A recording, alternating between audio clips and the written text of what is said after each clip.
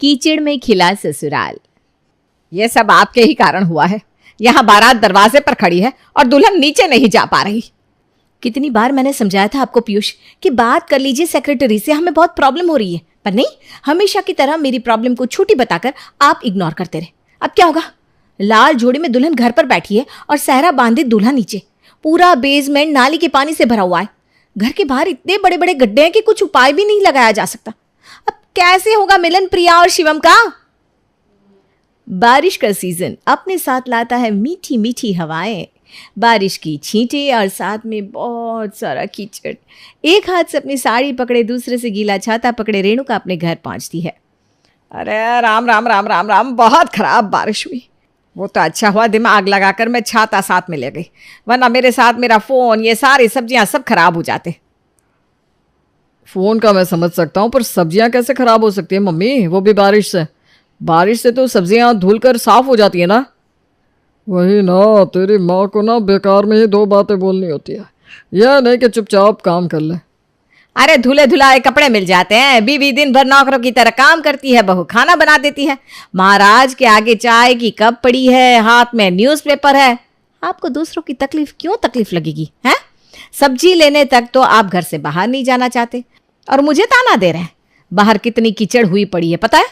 अगर मैं फिसल जाती तो, या मेरा फोन पानी में गिर जाता तो?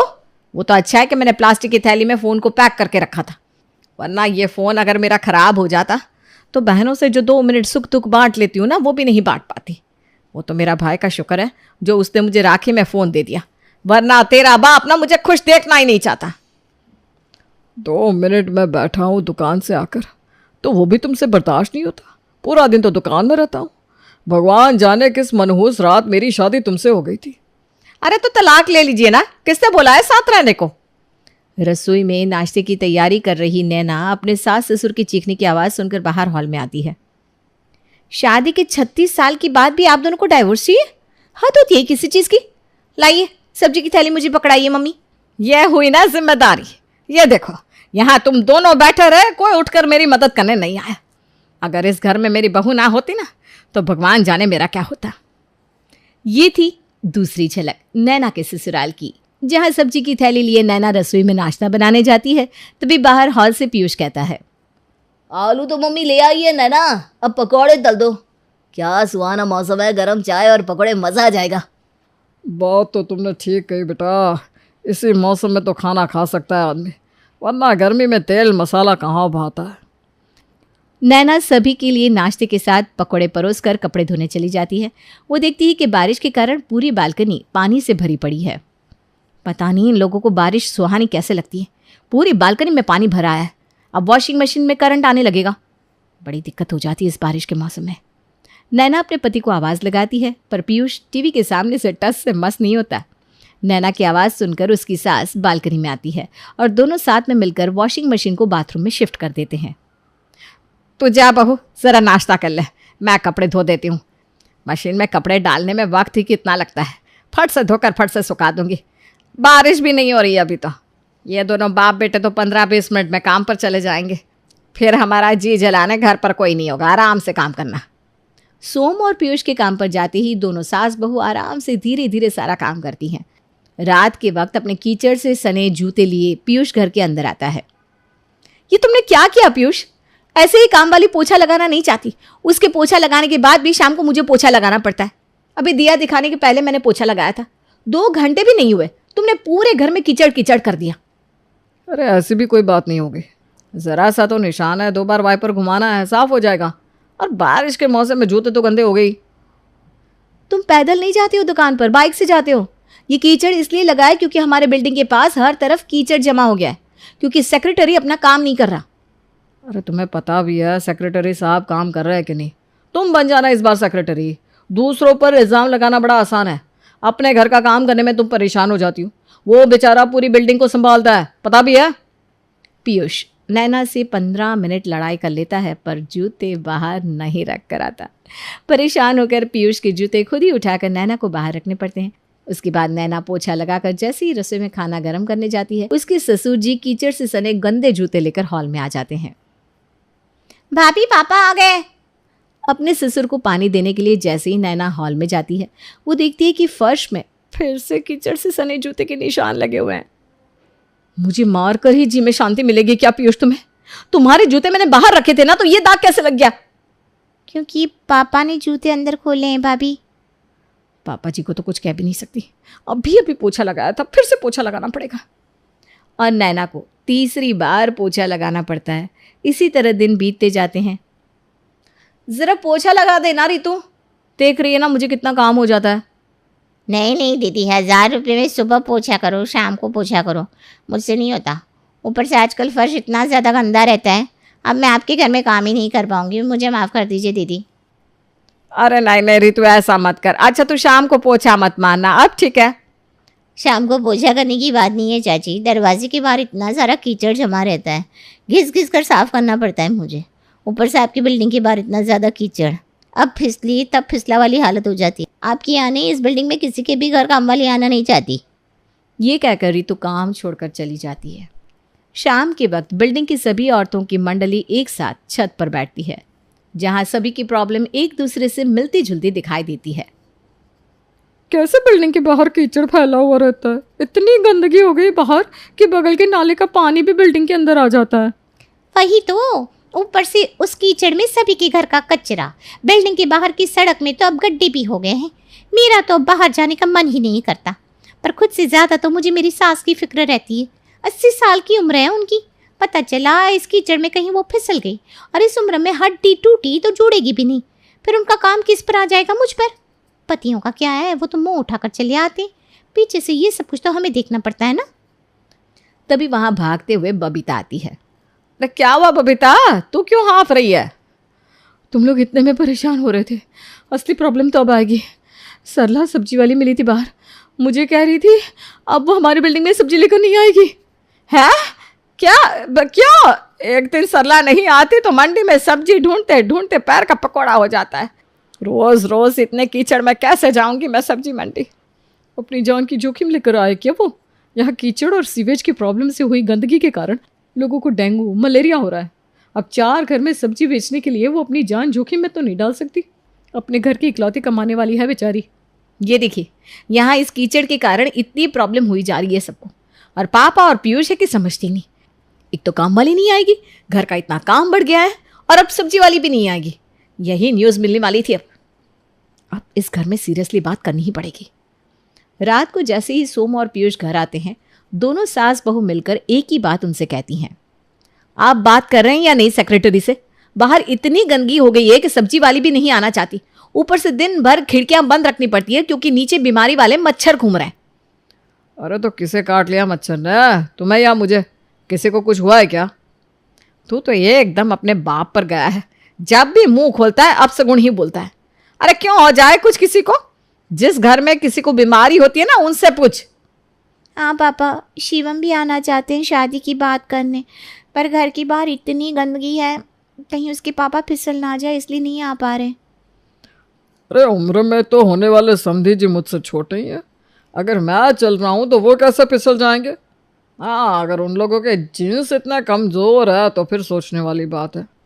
वही तो पापा, ये सब चीज़ तो अरेंज मैरिज में सोचने की होती है। लव मैरिज में तो लड़के को लड़की के परिवार के बारे में सब कुछ पहले ही पता होता है, और अब इतना एडजस्ट भी नहीं कर सकता क्या वो? दीदी ठीक है तो कह रही है पीयूष, अब सामने वाला मुंह खोल कर बोल दे, इस दिन का इंतजार करेंगे क्या हम? तुम्हें तो हर चीज को टालना ही होता है। पता नहीं क्यों अभी भी बात नहीं कर रहे हो तुम सेक्रेटरी से। अरे हमारी बिल्डिंग का सेक्रेटरी कोई छोटा मोटा आदमी नहीं है। 10 लाख रुपए से ऊपर का माल उठा लेता है वो दुकान से, और ये सफाई की बात बोलकर मैं अपनी दुकान के काम में अड़चन नहीं डालूंगा। प्रॉब्लम कुछ इतनी बड़ी भी नहीं है, और पहली बार नहीं हो रही है बारिश, हर साल होती है। और फिर पीयूष और सोम इस बात को काट देते हैं। 2 दिन बाद शिवम अपने परिवार वालों के साथ प्रिया के घर आने के लिए निकलता है, और उसके बिल्डिंग के बाहर पहुंचते ही, हे भगवान, इतनी ज़्यादा गंदी बदबू, ये बिल्डिंग वालों को ये गंद बर्दाश्त कैसे होती है? हे भगवान, मुझे तो चक्कर ही आ जाएगा। ये कहाँ रहते हैं प्रिया के घर वाले ऐसी जगह में? अरे हमें कौन सा प्रिया के घर रहना है मम्मी, हमें तो बस रिश्ते की बात करनी है, फिर अपने घर लौट आना है। चलिए जी, घर पहुँचते ही सीधा बात करिएगा और निकल जाइएगा। वहाँ महफिल मत जमा लीजिएगा, पता नहीं कितने कीटाणु मच्छर घूम रहे हैं यहाँ, किसी ने काट लिया तो बेकार में आफत आ जाएगी। किसी तरह बचते बचाते शिवम और उसके माँ बाप आगे बढ़ रहे थे कि कीचड़ में पैर फिसलने के कारण विनोद कीचड़ में गिर जाता है। पंडित जी ने सही कहा था, शादी में बहुत ही विघ्न आएंगे। हो गए शुरू विघ्न। कीचड़ में सने अपने होने वाले समधी को दरवाजे पर देखकर रेणुका घबरा जाती है। आइए आइए समधी जी, अंदर आइए। ये आप गिर कैसे गए? इतना कीचड़ है बिल्डिंग के बाहर, कोई भी गिरेगा बहन जी। ऊपर से लगता है किसी बिल्डिंग का पाइप फट गया है, पूरे रास्ते में पानी पानी फैला हुआ था। अब वो बिल्डिंग का पानी नहीं था आंटी जी, वो गटर का पानी था। क्या? अपने चप्पल में लगे कीचड़ को मैंने उसी पानी से धो लिया। छी छी छी छी, हे भगवान। चल बेटा मुझे बाथरूम दिखा दे। ये क्या हो गया? अब क्या होगा? अरे क्या जरूरत थी आंटी जी को बताने की कि वो नाले का पानी था? तो वो कोई गंगा जल तो था नहीं, सच में नाली का ही पानी था ना? भैया आज पापा गिरे हैं, कल को आंटी जी भी गिर सकती हैं। शादी के वक्त मेहमान आएंगे, कोई बड़ा हादसा हो गया तो? अरे कोई नहीं आने वाला बेटा, हमारे बिल्डिंग की हालत देखकर इस घर में तो मेहमान भी नहीं आना चाहते। मुझे तो समझ में नहीं आ रहा, बाथरूम से बाहर आने के बाद पापा कैसे रिएक्ट करेंगे? कहीं और अड़चन ना आ जाए। मैं हूं ना शिवम, आप फिक्र मत करिए। हम इतनी खातिर करेंगे अंकल आंटी जी की कि वो सब कुछ भूल जाएंगे। विनोद और पुष्पा नहा धोकर बाहर हॉल में आकर बैठते हैं। पापा हमने बात कर ली है, ये जो कीचड़ है ना वो एक दिन में साफ हो जाएगा। तेरी शादी के चक्कर में मैंने कीचड़ में तो डुबकी लगा ली, अब पता नहीं और क्या क्या दिखाएगा तू मुझे। माफ़ कर दीजिए अंकल जी, हम तो खुद ही परेशान हैं इस कीचड़ से। कल तो पापा भी गिर गए थे, है ना भैया? हाँ अंकल जी, और परसों हम तो रोज़ गिरते रहते हैं, पर इसमें कुछ बुरा नहीं है। कीचड़ क्या है, मिट्टी का ही तो एक रूप है, और मिट्टी ना शरीर को फ़ायदा ही देती है। आजकल तो मिट्टी का फेशियल भी आ रहा है। आंटी जी देख लीजिएगा, कल आपका ना रंग निखर जाएगा बिल्कुल।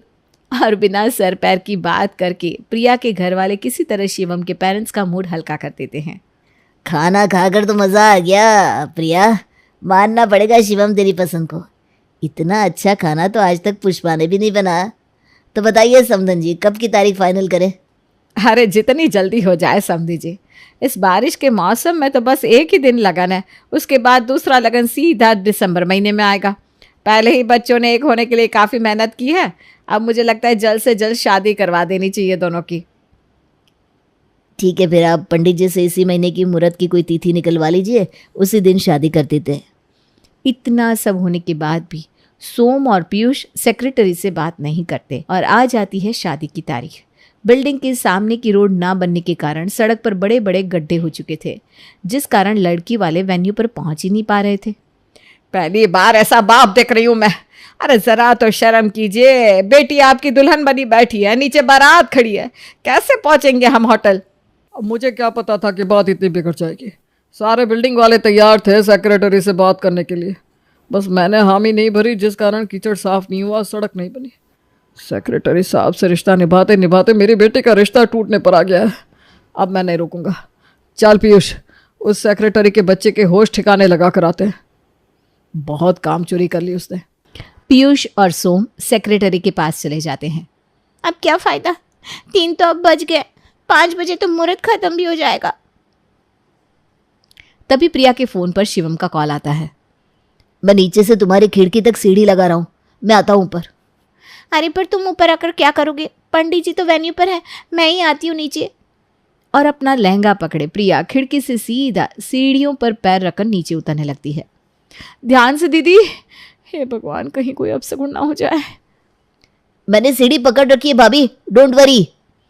पूरी सोसाइटी के साथ साथ आसपास वाले भी इस नज़ारे को देखने लगते हैं। धीरे धीरे प्रिया नीचे उतर आती है और अपने परिवार वालों के बिना ही वेन्यू पर पहुंच जाती है, जहां वीडियो कॉल पर ही लड़की वालों को शादी में शामिल होना पड़ता है। विवाह संपन्न हुआ, आज से आप दोनों पति पत्नी हुए। अपनी इकलौती बहन की शादी में मैं ही शामिल नहीं हो पाया। मुझ जैसा अभागा कौन बाप होगा जो बेटे का कन्यादान भी अपने हाथों ना दे पाया। आज एहसास हुआ कि औरतें जो बोलती है सच और सच्ची बोलती है। अगर आप लोगों की बात मानकर मैंने पहले ही सेक्रेटरी से बात कर ली होती तो आज इतना सब नहीं होता। ये कहकर सोम फूट फूट कर रोने लगता है। सेक्रेटरी को रातों रात सारा कीचड़ हटवाना पड़ता है। अगली सुबह प्रिया पग फेरे के लिए जब अपने मायके लौटती है। अब उदास मत होइए पापा, मैंने और शिवम ने सोचा है कि हम फिर से दिसंबर में शादी करेंगे, जहां आप सारी रस्म कर पाएंगे। मुझे माफ कर दे बहन। माफी नहीं भैया, ऑलवेज लिसन टू लेडीज।